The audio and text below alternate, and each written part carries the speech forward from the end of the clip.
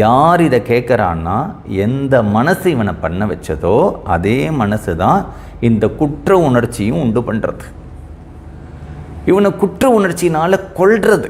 உடனே ஓடுப்போ, கோவிலில் போய் சுவாமி கிட்ட மன்னிப்பு கேளு, இனிமே நான் அதை பண்ண மாட்டேன், தெரியாதனமாக பண்ணிட்டேன்னு மன்னிப்பு கேளு அப்படிங்கிறது.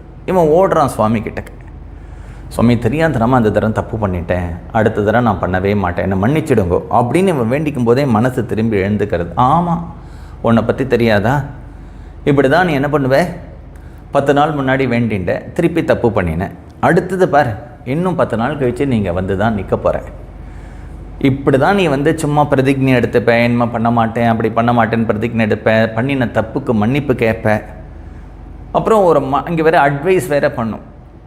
உண்மையான மன்னிப்புங்கிறது என்ன தெரியுமா, திரும்பி அந்த தப்பை பண்ணாமல் இருக்கிறது தான் அந்த மன்னிப்பு அப்படின்னு சொல்லும்.